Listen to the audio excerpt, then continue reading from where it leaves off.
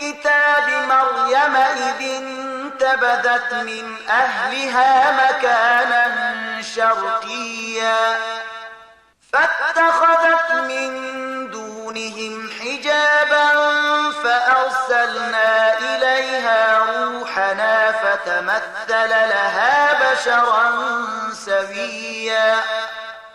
او اے محمد صلی الله علیه وسلم په دې کتاب کې د مریم حال بیان کړه چې کله هغه خپل اړوندو کسانو په بیلیدو ختیځه خوا کې ګوښه شوې وه او پرده یې نیولې وه له هغو نه پټه ناسته وه. په دغه حالت کې موږ هغې ته خپل روح یعنې فرښته ولېږله او هغه د هغې په وړاندې په بشپړه انساني بڼه کې څرګنده شوه.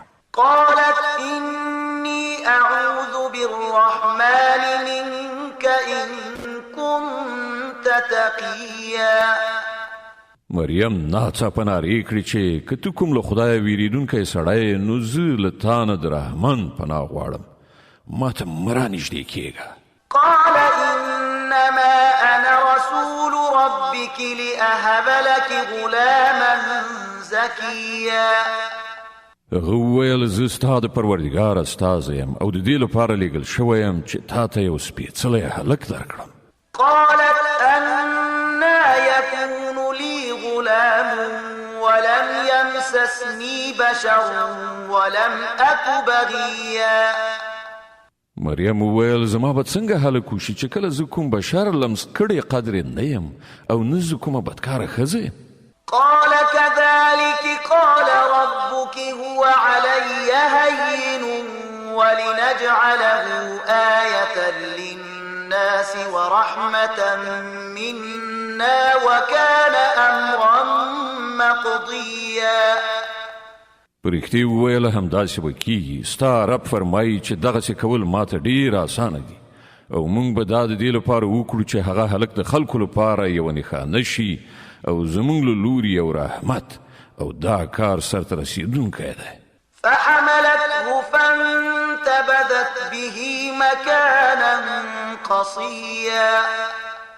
مریم د دغه ماشوم امیندواره شوه او هغه له دې امیندوارۍ یعنې هلک سره چې په ګېډه کې درلود یو لرې ځای ته لاړه.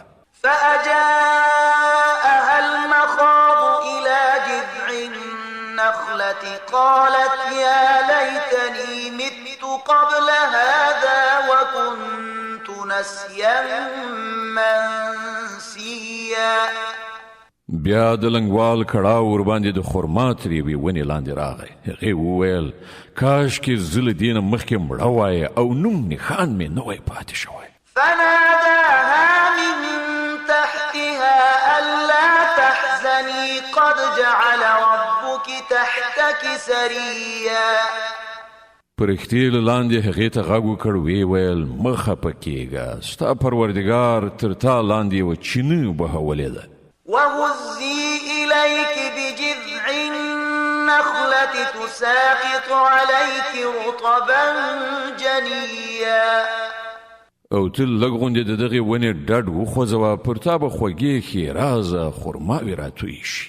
فكلي واشربي وقري عينا فإما ترين من البشر أحدا فقولي إني نذرت للرحمن صوما فلن أكلم اليوم إنسيا. نو وخوره وڅښه او خپلې سترګې په دغه هلک روښانه کړه. بیا که کوم یو انسان دې ولیدو نو ورته ووایه چې ما د رحمان خدای لپاره روژه نظر منلې ده، له دې امله نن به زه له هیچ چا سره خبرې ونه کړم. فأتت به قومها تحمله قالوا يا مريم لقد جئت شيئا فريا. بیا هغه له دې ماشوم سره خپل قوم ته راغله. خلکو وویل ای مریم دا خو تا ستر جرم وکړ. يا أخت هارون ما كان أبوك امرأ سوء وما كانت أمك بغيا. ای د هارون خورې نه ستا پلار کوم بد سړی و او نه ستا مور کومه بدکاره ښځه وه.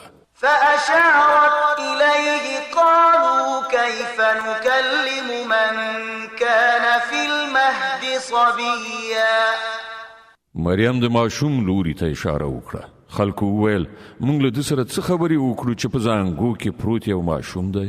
قال إني عبد الله آتاني الكتاب وجعلني مباركا أينما كنت وأوصاني بالصلاة والزكاة ما دمت حيا. Speciale aanbiedingen in de app. Alles voor je auto in de Autodoc app.